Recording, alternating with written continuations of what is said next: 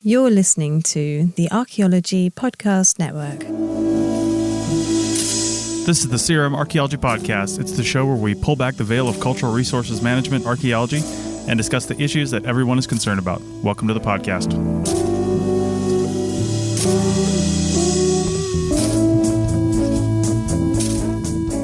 Hello and welcome to the CRM Archaeology Podcast, episode 261 for April 5th, 2023. I'm your host, Chris Webster. On today's show, we talk to one of Andrew's former students about his field school experience in Scotland. So, get your passport ready. I'm sure I've said that one before, because the CRM Archaeology Podcast starts right now.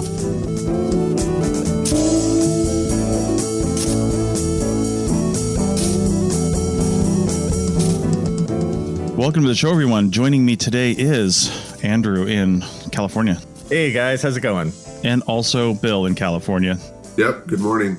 All right. Well, guys, we have a guest today. Hopefully, internet and flooding and all that stuff doesn't stop us today because, California is pretty much a garbage pit of weather right now. It's very soggy. It's soggy. Yeah. Yeah. That's what I've heard. The weeds in my yard are evildoers that have grown up to my thigh, basically. And I was out there with my son chopping them down, and in about 30 minutes, we filled our entire compost bin with weeds and made it like 5 square feet. Oh my God, dude! In our backyard, I think it's a spring. Like, I'm not kidding. There's a place in our backyard where it's so wet that it's like 80% water and like 20% dirt. And I'm like, dude, was there an ancient spring here? Like, it seemed, I think the rains fed the ancient spring. Well, there's some stuff really, if you have been watching this recent season of The Mandalorian, maybe you should go swim in it. You never know. Oh, shit. I haven't seen that yet. Put your helmet on and don't take it off and swim in the water. Right. Nice. All right. Well, we have a guest today, and it's Andrew's guest and Andrew's topic today. So I'm going to throw it over to him to introduce him. Okay. So on our humble show this afternoon, we have my student, Griffin Fox. And the reason why I wanted to invite Griffin on here is because, well, he's had actually a lot of experiences in archaeology in his young life. But one of the ones that I thought was really interesting is he went to Scotland over the summer and was part of an archaeology project there. But that project was run by basically a person who works in CRM. And I thought it would be really interesting first just to get Griffin to tell us his background and what he's doing in archaeology and intro himself, and then get into how field schools and CRM work together in some countries, and we can compare it to ours where so often they don't. So with that, Griffin, just tell us who you are and how's it going? So I'm Griffin Fox. I'm currently an associate archaeologist in the wonderful world of CRM. Before that, as previously mentioned, I started my anthropology/archaeology career at Moorpark, learning from Andrew in his field classes and such, after which I transferred to UCSB, did some more field and lab work and other things of that sort there. My archaeology career, quote unquote, even though I wasn't being paid, started with Andrew's field classes. I learned how to excavate very early on, which is unfortunately a very rare thing in archaeology, I later came to learn. Mm-hmm. When I transferred to UCSB, all the other students I was with were all like, oh, you've actually dug before? And I was like, you haven't? So that was very jarring and unfortunate to see. So yeah, then after that, I worked with now Dr. Caitlin Brown, who was at the time a grad student at UCSB, and I did more field and lab work with her on her dissertation. I moved on to compose an undergraduate thesis with Dr. Doug Kennett while I was there. I experienced the wonderful world of COVID, which was cool, I guess. Yeah, that's right. You had the sort of bummer experience at a place like UCSB where once you get there and then you're like, oh, you have to stay home and not go to the beach. Yeah, it was strange. Very strange. Yeah. I think I made it work well enough, at least with like undergrad experience. Going outside was a bit of a no-no, obviously, but no, it felt like it went really well for you ultimately. I felt like you and a lot of your cohort, played it pretty well, basically as well as could be, so good for you, man. I played my cards right, and I just figured, like, since the whole world's shut down, I might as well just see what I can do, and anything I can do, I will. And that ended up being more than I anticipated, which was good. Yeah. At that point, as you're sort of finishing off at UCSB, how did you get in touch with the Scotland project? That was a while after about a year after I graduated. I had been working first at the repository at UCSB, and then I switched over to CRM. But I had just come to realize, like, as much as I love California archaeology, it's not really my end goal. I've lived in California my whole life, and I'd like to get experience and live in other parts of the world. And then my friend Stephanie, who was also in your classes, as you know, she was actually the one who found it. And she posted about it on Instagram, and it just piqued my interest because it was, one, very affordable, and two, like, I'd always been interested in Scottish archaeology, but obviously UCSB mixed with COVID was a terrible mix for trying to study that sort of thing. Yeah, pretty bad. So, almost perfectly terrible. Almost exactly the opposite of what you want if you're trying to understand Picts. Let me jump in real quick, because you mentioned you had been interested in Scottish archaeology, but was that the additional drive to get you into wanting to study archaeology, or was it just general archaeology, as a field that you were interested in? So, I guess I should talk about how I got into archaeology to begin with, because when I got to Moore Park, I didn't really know what I wanted to do whatsoever, and that's why I went to Moore Park as opposed to a 4-year, because I wasn't going to spend thousands of dollars to be an undeclared major. Sure. Makes sense. Yeah. So my first class actually was Native American history taught by Susan Kinkella, because I'd always had some vague interest in learning about the pre-contact Americas that obviously they don't really teach in your K through 12. But I figured it must be a thing we know something about, and I was happy to learn I was correct. And then from there, she plugged Andrew's classes about, it was the archaeology of, like, the tribes of California. Oh, right. And I thought that sounded interesting. So then I took that class, and from there declared anthropology as my major. And that's where we're at now. It snowballed from there. Kinkella basically gave me Stockholm syndrome. Now I can't leave. There you go. See, there's so much there that shows what I'm really like. I can't actually get students. I need my wife to do it for me, just so I can actually get a few people in the seats. All the pieces are coming together now. I was kind of wondering what that missing piece was, and that all makes sense now. Yeah. Everything together. By the time I realized my mistake, it was too late. So late. And he convinced you, was like, you can't leave now. Nobody else will take you. I was like, that's a good point. I'm stuck. Oh, nice. All right. Yeah. So back to Scotland. Yeah. Yes. So I learned about that field school. It was cheap, fairly quick. It was only 5 days. But I mean, for me, like, between CRM and Andrew's classes and my other various experiences, I'd had enough field experience to where I didn't feel like I needed longer than that necessarily. I think that's very fair. Yeah. I totally get that. I would have done it longer had it been offered longer, but 5 days was what it was. And for the price, that's what I was going to do. So I signed up for that, myself and a couple of my friends. And then in August 2022 was when we actually went. Yeah, it was run by Dr. Murray Cook, who I forget his official title because it's all different over there, but he's something like the Sterling City Council's archaeologist or something akin to that. And it's basically what his job is, basically what like a project manager mixed with like crew chief almost would do in an American CRM firm, but it's paid for and run by the city instead of by a private firm. Yeah. See, just that setup I find so interesting, because we don't have, it's like where we live, city of Moore Park is going to put money towards an archaeology project. What? It's so foreign and kind of in the best sense of the word, It was, very jarring, but also I almost wish ours was a little more like that sometimes. I get why it can't be, but it seems to I don't want to say work better, but work in a much more streamlined way, a lot less parties involved. Yeah. Well, I think some of that has to do with why the city over there would be, the ones driving that and more concerned with it is, if I'm not mistaken, I wish Doug could have made the show today, but if I'm not mistaken, at least in England, and I thought the entire UK, pretty much everything under the ground is owned by the Crown.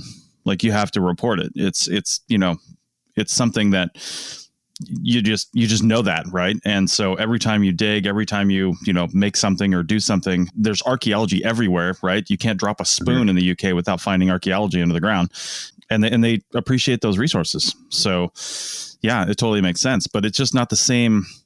It's just not the same here, in the States. I mean, obviously we have laws and stuff, but the ownership is different, and depending on where you're at, and then obviously the regulation is different depending on where you're at. So yeah, very different system.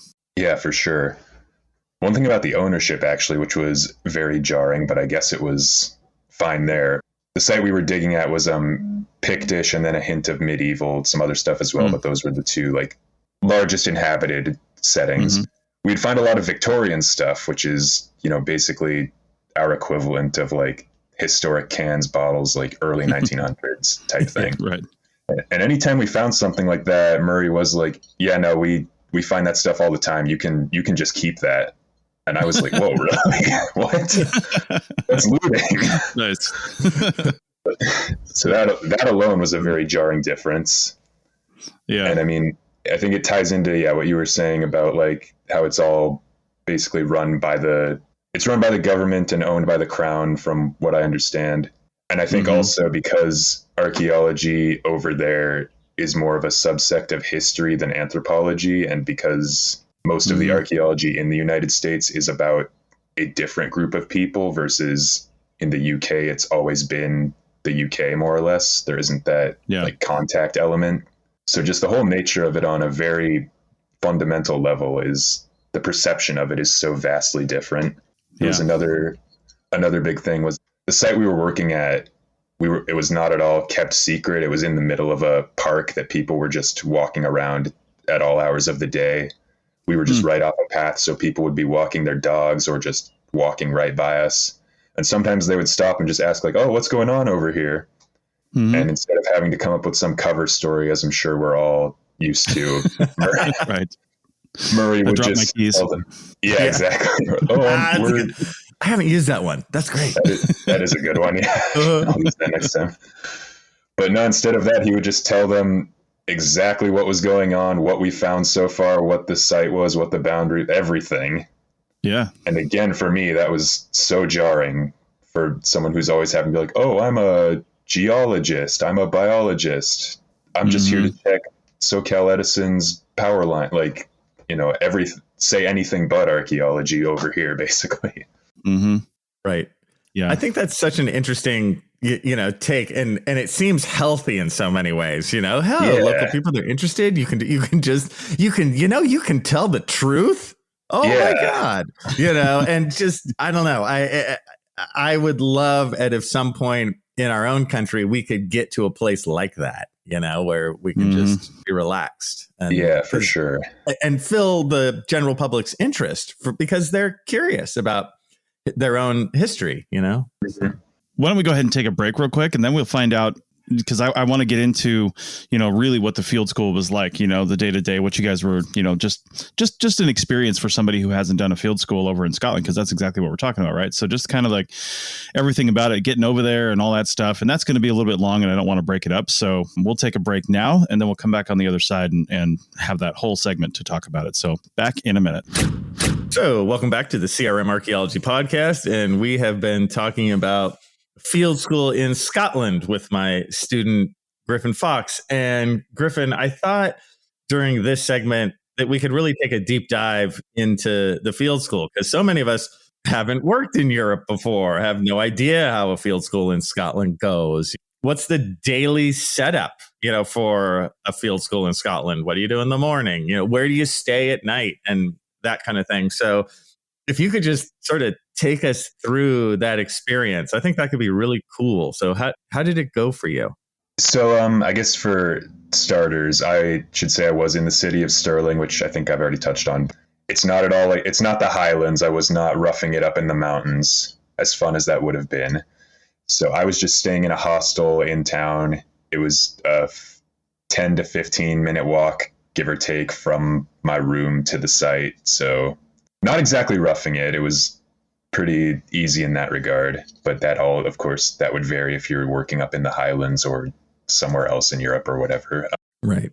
Yeah. Other than that, the actual work, we dug 4 trenches, I want to say 3 or 4. I'm pretty sure it was 4. Yeah. 4 trenches, which was a wider area of digging than I've been used to here in the States. I've only ever done just when you said tests with the units. When you said like 4 trenches, I was like, whoa, so about how big were they? Like, how big were the trenches? I forget the exact measurement. It was something like, I think it was 2 meters by 4 or 5, give or take. Yeah. Jeez. So big, this is large. They were quite large. Yeah. But there was 20 plus people there. So, I mean, it went by fairly quickly, but right. Were you digging like, 10 centimeter levels, or how did you guys go down as you went? So they were much less concerned with stratigraphy, at least on that project, I think, because it had already been so badly compromised that we weren't taking as exact measurements. And I even asked them about it, and they were not concerned. They were interested that us as Americans were more interested in that. Which was kind of funny. That could just be a project by project thing, but at least in that one, it was, stratigraphy and measurements were not nearly if we found some very notable artifact, there was more measurements being taken, and obviously the dimensions of the artifacts themselves and all that were being taken, but depth and placement was a lot less emphasized over there. Mm-hmm. Yeah. So then you dig for a while, and then you guys break for lunch, or do you have like a mid-morning break, or is there like a tea time or something that would happen over there across the pond? There was, in fact, a tea time, which was very funny. That's the most stereotypical UK thing. There was tea time about 2 hours in, and then 2 hours after that was lunch. And then we'd get one more break in the afternoon before we packed up for the day. And we were basically there from 9 to 5, give or take. Right. Yeah. It sounds pretty straightforward. And also your living accommodations, man, that sounds nice. I'm jealous that they were able to set up a project like that where the crew could stay at a hostel type situation super close to the site. So as a crew, did you guys just all like walk down together in the morning? Well, I should preface it. Food and lodging and all that was not accommodated for. That was something we had to find ourselves. Right. So that was just what me and my friends stumbled on, was that hostel. I see. So everyone would like stay in town? More or less. Some people who were actually living in Scotland would just commute from whatever city they were in. Right. Like there was a couple people who would take the train from Edinburgh or whatever. There was other people like farther away, but still in the city that would still need to take the train or whatever to get close enough. But me and my friends all stayed in the same place, and we just walked, and a couple other people did the same. Right. It was very much, that's why I say not a traditional field school per se, because it was very much just you pay for the digging experience. The rest is up to you, which in some ways I kind of liked, because I know oftentimes field schools can, I don't want to say scam, but they can put you up in a place that isn't ideal or. Right. I don't know. There's a lot more. I think you can say scam. Yeah. Yeah, it can be a scam. Yeah. But I appreciated the agency that it separate, that paying for your own food and housing and all that allowed for. Right. I think it's excellent. Bill, I can see your question. Yeah. What's up, man? I wanted to know, were there any folks that were getting stipends or anything on that? Or were the people who were directing the project, were they getting paid, or was it just only the city archaeologist who was getting paid and everyone else was paying to be there?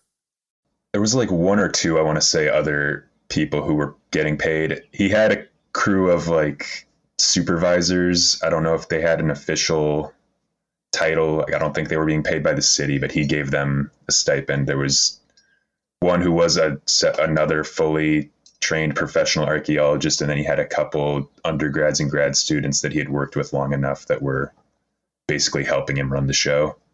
They were getting compensated for gas money at the very least. I'm not sure how much further the pay went, but they were definitely getting something. Right on. Yeah. Oh, that's great. I can't get over the organization of this. And I just, Griffin, when you originally told me about this, I was, of course, insanely jealous because it was a good idea that I was not a part of. And that must have been hard for you.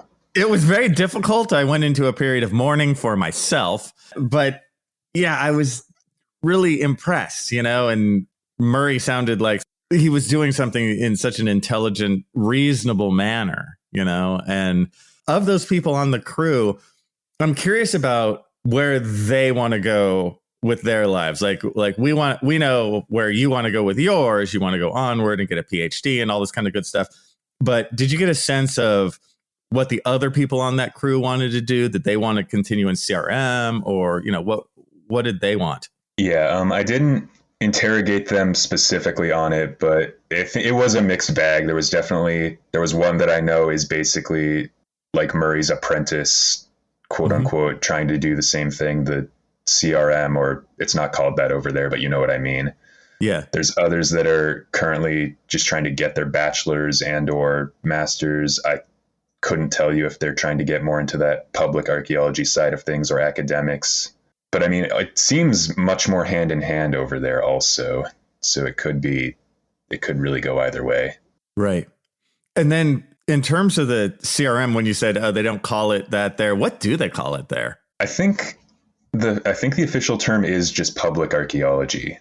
Oh, another completely reasonable term. Yeah, right. How about that? What's up with that? Yeah. When Murray introduced himself, he did say CRM, but I'm pretty sure he was just saying that for us as Americans, like as a frame of reference for what he does. Because in all my other dialogues with European archaeologists, I don't often hear the phrase CRM. Mm-hmm. Yeah, so, me neither. No, that's cool that he was speaking your language in order to get you to understand what in store for you. Dumbing it down for the stupid, ignorant Americans. Exactly.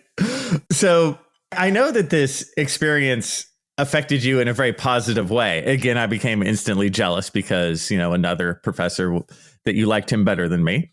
Has this influenced your choices in terms of grad school or career choice or, moving forward? Well, I did not realize how niche Scottish archaeology actually was. Mm-hmm. I assumed it had been all kind of very much documented and was like a get in line kind of situation. Right. As it turns out, that's not the case, because for a very long time, they were basing all Scottish archaeology, or all Pictish archaeology at least, off of Roman accounts, which, as we know, I feel like as American archaeologists, history is oftentimes biased, but over there, since archaeology is a subsect of history, they hadn't had that realization as recently as we have. And so there's a big gap in actual authentic knowledge on the Picts that I think I would like to, going forward, study more.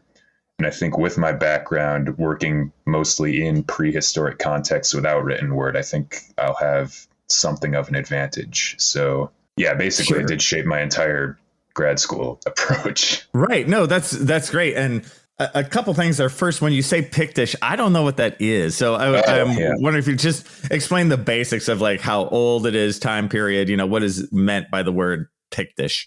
Yeah. So it's actually kind of a blanket term almost. It's what the Romans referred to the Scottish tribes as when they were conquering the entire world, or at least trying to.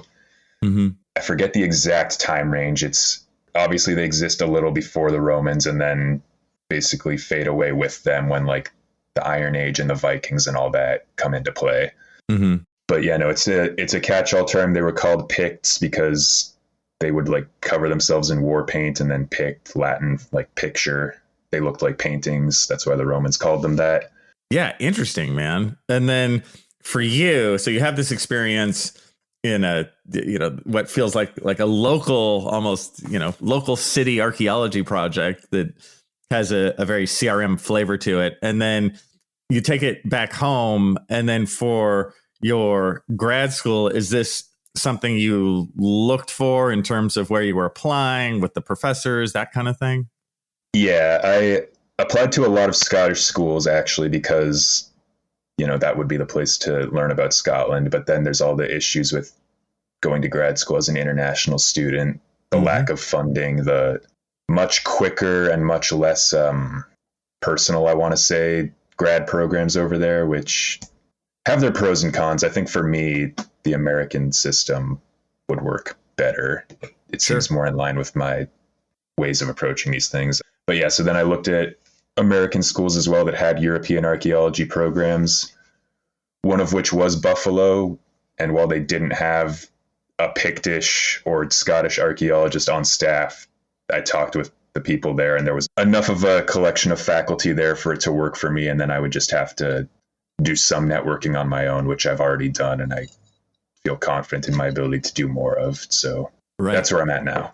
No, I think that's great. And another thing that I think it's excellent that you bring up is you're an American student who wants to work in Europe. And I've seen other students like that in the past try and do that. And I know it's pretty difficult because, like, if you want to work in the Maya world, or this kind of thing, or work in the desert Southwest or something like that, there's a lot of choices, right? So many of my students in my cohort when I was a student, we all ended up in that kind of stuff, or to South America, to Peru, or this kind of thing.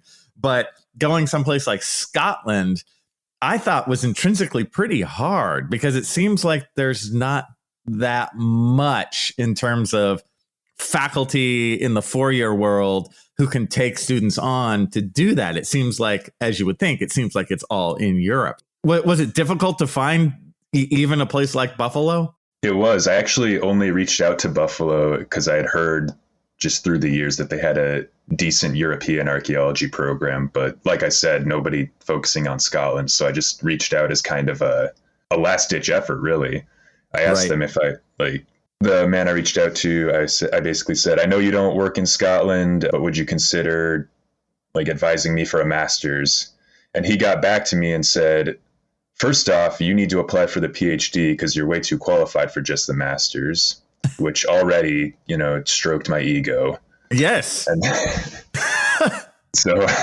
and then he basically said, I know I don't focus in Scotland, but I've advised plenty of dissertations, much like what you're interested in all parts of Europe. I have connections all over. I can get you set up alongside any connections you have yourself. I'm happy to advise anything loosely related. It was weirdly perfect for something that I was not at all intending on truly going to. And now it's not only my top pick, it's where I've accepted they accepted me. I've said, yes, that's where I'm going. Yeah. And I love this story because that's how it's done. I have this odd feeling in my chest right now. I'm pretty sure it's called pride. Ooh. Yeah, that must be a new one for you. It's very strange. It's very strange. Pride for somebody else. Wow. Yeah, not for myself. I don't know. Hopefully it'll pass. But I really dig how you did this because I'd seen you, apply to these various places and you have this interest that's a bit specific, but the way that you kind of stuck it all together to make it work for you and reaching out and making those connections, it's like, that's how it's done, man. I hope that other students hear your story in terms of how you ultimately got to Buffalo, and also know that you applied to a bunch of other places, you got denied a bunch of other places, you stayed in it, and you ultimately found a place that to me sounds about as close to perfect as you can get, for your interest. So I think you just played that game exactly right, my friend. And, I hope other students can kind of, again, take from this. It's like, you don't just apply to two places and when you hear no, go, oh, well, I guess I'll walk away. You didn't, and it worked out fantastic. Well, thank you. I think the best thing for any students or emerging professionals listening, whether it be in CRM or academia or any other, if there are any other facets of archaeology you can make money off of, podcasting. True for podcasting. Yeah. For whatever you're trying to do, the best thing you can do is just reach out to people and just see what's out there, even if it isn't your top pick or whatever, because anything can eventually snowball into something else, or even just having experience under your belt, which so many of us don't, unfortunately, just gives you such an edge. So just like keep an eye out, even if it isn't your top pick, or even if it seems intimidating, just reach out and find something. And for me, at least, it all worked out. Right. No, I think that's great. My own story is very similar to that. I was like, Riverside, what? There's a school out there, and it's very similar. So I think that a lot of us have that same story. So anyway, good for you, man. Thank you. All right. Well, that sounds like a good place to take a break, and we'll come back on the other side and wrap this up. Back in a minute. Welcome back to the CRM Archaeology Podcast, episode 261. And we are talking to Griffin Fox. And Griffin, I'm just wondering, I'm just gonna lay this on you. You're going to school, you're going for a PhD program. What is your desired ultimate goal in archaeology? Like, where would you say you've okay, this is where I've wanted to be, this is where I want to go, or are you still making that decision? So overall, my end goal, I would like to teach, and I'd like to do so in a way similar to Kinkella and others who have taught me, where I can actually provide undergraduates and graduate students with actual field opportunities and other things of that nature. Because I was lucky enough to get exposed to that sort of thing early on. But like I said earlier, most people that I've talked to did not. And I think that's a big problem in archaeology that I'd like to do my part to help fix. So whether that be in the four-year world or at a community college, either of those would be great. I know that those jobs are difficult to get into, and I'm happy to just keep working in CRM if I really can't find a job in something like that. Especially now, like having met Murray, who, while he is a CRM, for lack of a better word, archaeologist, he still has that opportunity to teach people about archaeology and engage with the community. Anything wherein I can do that, I'm happy with, basically. Yeah, and that's interesting too. So would your focus be more on, actually be on I don't know, you can get degrees and courses of study in public archaeology and, those areas of study, or are you looking to focus in an area and then while you're doing your PhD, like for your dissertation, and then get a teaching job somewhere, hopefully, and fulfill those, I guess, the public archaeology dreams from that side of things. You know what I mean? Yeah, I think, basically once I get the PhD and hypothetically get a job, which, big if these days.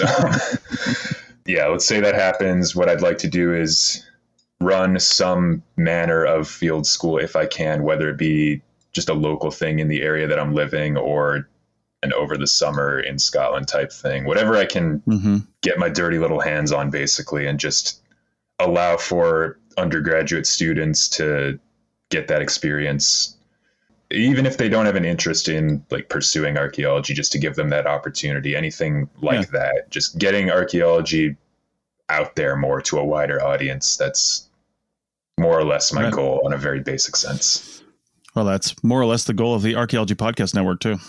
Yeah. Yeah, I feel like that'd be a great direction to go, given your interest of wanting to share with others, because it opens you up to more positions, right? Like you're not 100% beholden onto getting a teaching job. And I think that a lot of folks, when they really start to fixate on that whole teaching job thing, then they'll just take anything that comes along. And it's like, okay, well, if you didn't get at the highest level school, then you'll take the next highest level and you'll take the next lowest level. And then you get to the point where, you're just getting abused by some university because you wanted to be a professor. In your goals there's a lot of room for flexibility, because you could get a job with, regional parks or the NPS or, some other kind of local organization. Because, it is rare for someone to have something like what's going on in Scotland for a city to have an archaeologist, but it's not rare for there to be some kind of historic preservation commission or park service or something like that. And then you get to be on the historic properties or you get to be on the cultural resources.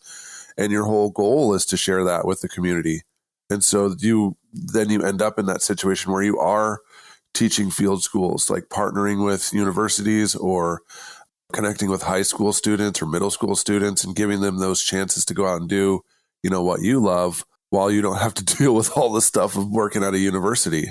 Yeah, for sure. Because that brings a whole new universe into your, life, because, professors are not normal. Andrew can attest to that. Maybe he's normal. I think Andrew might be the most normal professor, but I am so normal. So normal. That's a very strong accusation. You and your backyard pool are so normal, right? Yeah, it's normal to just let rain collect in your backyard and swim in it. That's what I do. I'm adding the swimming part. Sorry, I don't know if you're actually swimming in it. He does. He does backstrokes in there. I've seen it. We live very close together. I drive past it all the time. That's right. You drive through it all the time as it floods into the street. Nobody likes Andrew's house. It's flooding into everyone else's yard. It may or may not be doing that right at this moment, Bill. Just so you know. That's all right. Who am I to point fingers? Who are you? Yeah, but I mean, folks find themselves in that kind of situation where they're super being coached to go into academia, and it's coming from people who made it, right? So there's kind of a I don't know, it's weird. It's like a weird place to emphasis on stuff that doesn't matter for what you're talking about. You want to share your craft with others. They want you to write, glorified blog posts and get them published into journals and, bow down to get a couple $100 in grant money. And they'll pat you on the back for that when you're shaking your head like, I could have ran an entire field school with a local college and had them do a lot of the work, and then me just partner along with it and got paid more than I would at this university. So I think that, being open to it, it doesn't mean that if you get a tenure track job, you can't do what Andrew is doing. It just means that it's going to be in a different environment, right? With different cohort of colleagues with different goals, and almost none of them dovetail with what you want to do. Yeah, for sure. And I think going off the flexibility thing you're saying, I think COVID definitely taught me a lot about that, because especially in a global pandemic, your options are very much limited and you have to kind of deal with what's being offered to you. And from what I've gathered and even experienced in my emerging professional career, the same is very much true in archaeology in a general sense. The options are already, there's not a ton, you can't, if you want to just settle on one specific thing, like I want to work at a 4-year or whatever, you're going to find yourself kind of limited in the scope of what you can actually do. And I'm not big on that. I want to have options. So yeah, right on. Yeah. And you'll also find yourself competing against other people who will do literally anything to get this job. Right. And so, yeah, that too. If you don't want to sacrifice who you are as a person, then, watch out, because there'll be dozens of people who are willing to do that just to say that they're a professor. Yes, I have met some already. I met plenty. I bet. Yeah, I just totally agree. Well, I'm going to go ahead and agree with every single thing that Bill just said. Totally true. And I love that part, Bill, where you're talking about these people who've already made it are telling you that, you can do it too. Yeah. It's like Tom Cruise telling you that you can be an actor too. Right. And it's like, not exactly. Yeah. They have long left the real world of okay, here's the steps to get to here. The chances are very low, but here's other opportunities just in case along the way if this looks terrible. You never hear them talk about that stuff, and that always bums me out. So yeah, it's my job every day. Right, dude. It's but we laugh, but I know it is. It's my job too. And it's such an important job to be here's reality. Yeah. And it's unfortunate in my experience in the academic world that they don't want to hear reality. Yeah. That always just freaks me out. It is concerning. At your SCA presentation the other day, at seeing the crowd's responses to some of the things you were saying, which were more or less what we were just talking about. I wish I'd seen that. It was quite funny in an unfortunate sort of way. Yeah. You've got 3 minutes, Andrew. Recap. I missed it. What happened? So it was Heather and I. Yeah, actually, I know. I'm so bummed she's not here right now. But so we just gave a little talk about like alternate ways of learning archaeology. You know, we talked about basically what we did. We talked about podcasting. We talked about books. We talked about blog posts and other places to get archaeological knowledge. You know, all the stuff we always talk about on here. And we talked about getting jobs. We talked about the reality of this kind of stuff, the stuff that you and I were just talking about. We just brought these things up. We did a real world moment where it was like, hey, the real chances of these kind of jobs is this. Why not think about these other things? And the audience was, you know, they always react in that sort of cold, you know, frigid sort of manner. Now, I'm not to say everyone reacted like that. I'm not here to say we got booed off the stage or something, but you can always feel it. There's a big contingent of the stop telling me about reality crowd. Yeah, there is. Yeah, I've seen it a lot of times. Right. And again, I always find it so odd. I remember when I was a grad student asking professors about real world, you know, things like what are the chances of me truly getting a job? And they looked at me like I was just the devil. And the worst part was one of my fellow students took me aside and said, Andrew, please stop asking that. Yeah. And I'm like, what? You don't want to know? And he actually said, no. Wow. I'm like, what? So anyhow, my little mini rant. But, but I want to hear more about Griffin, your rant. Yeah. You know? I could rant for hours. What do you want me to rant about? Well, you know, one of the things I'd ask, because you're like an up and coming scholar, so you know, what are the directions you'd like to see archaeology take? Well, like we've touched on, I'd like to see a more public outreach approach. I think that the disparity between CRM and academia has gotten very bad. I know a lot of times it's played as a joke, and it's fun to like mess with either side, be like, oh, you CRM or you academics, whatever. But I think on some level there is a genuine rivalry there that should not exist, because there really does need to be collaboration between the two if we want archaeology to actually be formidable. Too many academics are just publishing for, like you said, a couple $100 worth of grant money, and then it's not actually producing any meaningful research. And I do think at its core, archaeology is about researching the past and better understanding it. And I think on some level, even the most academic of academics have kind of lost sight of that, because it's just become more about getting the grant money, rehashing the same things, not doing the real field work that's required to actually get an understanding of the past. And I don't know, I just like to see that gap healed, and I'd like to do my part to fix that. Yeah, right on. I definitely second that, because CRM folks, you know, are out there collecting this huge amount of data, and those companies that have been around for a long time, you know, they're really regionally focused because their office is in, you know, Phoenix or Milwaukee or whatever. And so they've got these projects that are within 500 miles, like gigabytes of points and photos and documents and all that stuff. And so, you know, those folks, you know, some of those bigger companies could be really regional professionals on certain kinds of archaeology, that if you had access to all that data and you were at a university and you could, you know, you had the time to write these articles, like that could be monumental, because these reports and the data are really kind of stuck behind this, you know, wall for good reason, because, you know, we don't want these sites to get compromised. So that stuff goes to the SHPO and it just sits in this warehouse, right? Well, academics that have time to, you know, write on these kind of things and have access to these thousands and thousands of GIS points, tons and tons of site shapes, variation, all these different summaries over 20 to 30 years.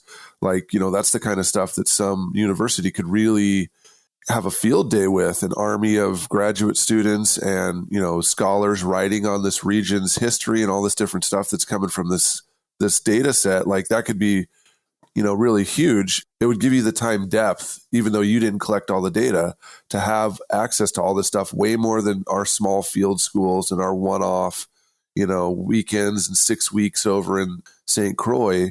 You have access to all this information, but the CRM folks don't have time to just sit there and write journal articles and books.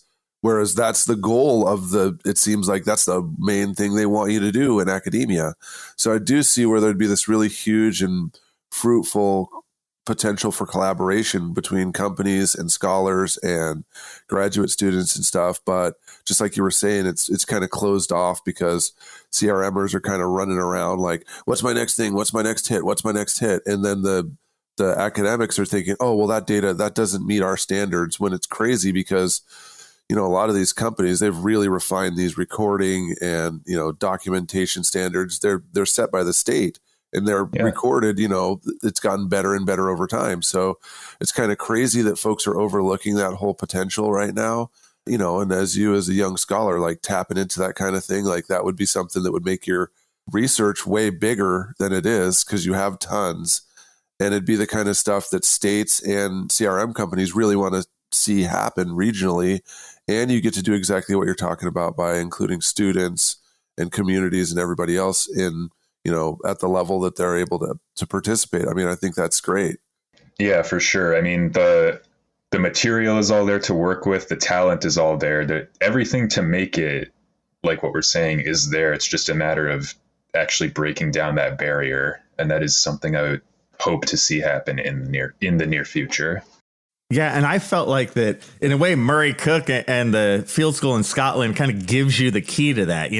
That's one of the things I thought was so interesting. It's like, oh, that meld of those places is already happening. It can happen, because sometimes here in the U.S., like, oh, it's never going to happen. And it's like, dude, they're doing it. Yeah, for sure. Mm-hmm. I think there's even pockets of it in the U.S., but it's definitely not the standard. And they're all, very small kind of isolated projects that don't often get highlighted. I think it's a little easier in the UK or places like Europe because it's so intrinsically tied to the city and the government and all that. But there's nothing truly stopping us from doing that in the United States as well. It's just a matter of organizing. I feel like it'll be different, of course, like than it is in other countries, but the potential is still there. Absolutely. Okay. Well, I think that's about all we have time for. Thank Griffin for coming on. And, we, of course, wish you, good luck in all your endeavors and your PhD program. And maybe we can have you on again sometime in the future to talk about that and how it's going. Yeah, that'd be great. Thank you for having me. This was awesome. All right. Well, with that, I think, thank Andrew for bringing on Griffin, and we will come back next time with, I'm sure, a fantastic show. Maybe not something as polarizing as job satisfaction, the last episode, which I've already seen some comments on that. Oh, man. I love the part where you were like, send all emails to Andrew Kinkella. Yeah, if anybody has any complaints about me, Kinkella taught me everything I know. Also, that's right. Yeah, that's right. Nice. All right. Well, thanks, everybody, and we'll see you next time. That's it for another episode of the CRM Archaeology Podcast. Links to some of the items mentioned on the show are in the show notes for this podcast, which can be found at www.arcpodnet.com/CRMArcPodcast. Please comment and share anywhere you see the show. If you'd like us to answer a question on a future episode, email us. Use the contact form on the website, or just email chris@archaeologypodcastnetwork.com. Support the show and the network at arcpodnet.com/members. Get some swag and extra content while you're there. Send us show suggestions and interview suggestions. We want this to be a resource for field technicians everywhere, and we want to know what you want to know about. Thanks to everyone for joining me this week. Thanks also to the listeners for tuning in, and we'll see you in the field. Goodbye. Goodbye. See you guys next time. Goodbye.